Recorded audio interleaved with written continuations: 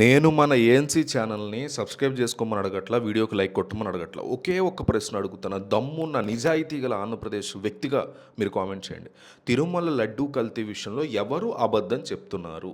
చంద్రబాబు అబద్ధం చెప్తున్నారు, జగన్ అబద్ధం చెప్తున్నారు, ఇద్దరూ అబద్ధం చెప్తున్నారు. ఐ మీన్ కూటమి అబద్ధం చెప్తున్నారు. కూటమి అంటే చంద్రబాబు, పవన్ కళ్యాణ్ అబద్ధం చెప్తున్నారు, జగన్ అబద్ధం చెప్తున్నారు. రెండు వైపులా అబద్ధాలే చెప్తున్నారు. మీ ఉద్దేశం ఏంటి దీని గురించి అనేది డెఫినెట్లీ కామెంట్ చేయండి. నేను సబ్స్క్రైబ్ చేసుకోమని అడగట్లా, కానీ మనకు కావాల్సిన ఒకే ఒక కామెంట్ మస్ట్ అండ్ షుడ్గా ప్రతి ఒక్కరు కూడా కామెంట్ చేయండి. కనీసం 500 కామెంట్లు టార్గెట్ పెట్టుకున్నాం. దెబ్బకి తేలిపోవాలి. ప్రజలు ఏమనుకుంటున్నారు, ఎవరు దొంగ డ్రామాలు ఆడుతున్నారు అనేది ప్రజలు అనుకుంటున్నారనేది తేలిపోవాలి. ఒక్క కామెంట్ సెక్షన్తో మిస్ అవ్వకుండా కామెంట్ చేయండి. తిరుమల లడ్డూ కల్తీ వ్యవహారంలో రోజు రోజుకి కొత్త కొత్త న్యూస్లు బయటపడుతున్నటువంటి పరిస్థితి. నెయ్యి కల్తీ విషయంలో తెలుగు రాష్ట్రాల్లోనే కాకుండా ఇప్పుడైతే దేశవ్యాప్తంగా కూడా సుప్రీంకోర్టులో కూడా సంచలనంగా మారిపోయింది. ఈ విషయంలో గత ప్రభుత్వానికి సంబంధం ఉంది అనే ఆరోపణలు రావడంతో ఆ తప్పుని కప్పిపుచ్చుకోవడానికి వైఎస్ఆర్సీపీ నాయకులు రకరకాల ప్రయత్నాలు చేస్తున్నారని తెలుగుదేశం ఆరోపిస్తుంది. అందులో భాగంగానే ఈ కల్తీ నెయ్యి అంశం మీద ఎవరూ మాట్లాడకూడదని, మీడియాలో దీని గురించి అసలు చర్చే జరగకూడదని కోరుతూ సుప్రీంకోర్టులో గ్యాగ్ ఆర్డర్ కోసం పిటిషన్ వేశారు వైసీపీ తరఫు వాళ్ళు.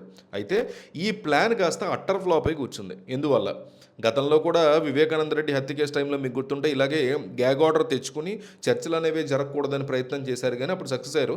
ఇప్పుడు మాత్రం సుప్రీంకోర్టులో పప్పులు ఉడకలేదు అంటోంది టీడీపీ. ఈ వ్యవహారం మొత్తం కూడా బయటపడకుండా అడ్డుకోవాలని జగన్ కుట్ర చేశారని దాన్ని కోర్టు తిప్పి కొట్టిందంటోంది టీడీపీ. అసలు పిటిషన్ వేసినటువంటి పిటిషన్లోనే దురుద్దేశాలు ఉన్నాయి అని అనిపిస్తోంది అంటూ సుప్రీంకోర్టు చెప్పుకొచ్చింది ఈ కేసులో. అంటే ఈ కల్తీ వ్యవహారంలో పెద్ద కథ నడుస్తుంది మొదటి నుంచి కూడా. ముఖ్యంగా చంద్రబాబు నాయుడు ముఖ్యమంత్రిగా ఉన్న సమయంలో హెరిటేజ్ డైరీకి ప్రయోజనం చేకూర్చేలాగా కుట్రలు జరిగాయి అని వైసీపీ నేతలు బురద జల్లేటువంటి ప్రయత్నం చేశారనేది టీడీపీ ఆరోపణ. కానీ భక్తులు మాత్రం ఆ విషయాన్ని పొరపాటును కూడా నమ్మలేదు ఎక్కడ. ఎందుకంటే గత 5 ఏళ్లలో తినటువంటి లడ్డూకి ఇప్పుడు కూటమి ప్రభుత్వం వచ్చినటువంటి తర్వాత తింటున్నటువంటి లడ్డూకి తేడా స్పష్టంగా ఉందంటున్నారు భక్తులు. నెయ్యిలో జంతువుల కొవ్వు కలిసిందనే విషయానికి ల్యాబ్ రిపోర్టుల ద్వారా బయటికి రావడంతో కోట్లాది మంది హిందువుల యొక్క మనోభావాలు దెబ్బతిన్న పరిస్థితులు కూడా ఉన్నాయి. ఈ విషయాన్ని మరుగున పడేయడానికి వైసీపీకి అనుకూలంగా ఉండే కొంతమందిని ముందుకు పెట్టి కోర్టులో కేసులు వేయించారు. కానీ సిబిఐ సిట్ దర్యాప్తు జరుగుతున్నటువంటి ఈ సమయంలో ఇలాంటి గ్యాగ్ ఆర్డర్లు ఇవ్వడం కుదరదు అని కోర్టు చాలా క్లియర్గా తేల్చి చెప్పింది. ఏదైనా సమాచారం కనుక ఉంటే అది సిట్ అధికారులకు ఇవ్వండి మీరు అని సూచించింది. అంటే కేవలం రాజకీయ ప్రయోజనాల కోసమే పవిత్రమైనటువంటి తిరుమల లడ్డూని కల్తీ చేయడం అనేది చాలా దారుణమైనటువంటి విషయం. దీన్ని రాజకీయంగా టీడీపీ కానీ, కూటమి కానీ, వైసీపీ కానీ వాడుకోవడం అనేది అంతకంటే దారుణమైనటువంటి విషయం. సో ఇందులో జగన్మోహన్ రెడ్డి పాత్ర కూడా ఉంది కల్తీ అవడంలో అని ప్రజలు కూడా నమ్ముతున్నారంటుంది టీడీపీ. సో అంటే రామచంద్ర లాంటి నాయకులు కూడా కొంతమంది చిత్ర విచిత్రంగా ఈ విషయం బయటకు రాకుండా ఉండడానికి మాట్లాడే అబాసు పాలయ్యారు అంటున్నారు.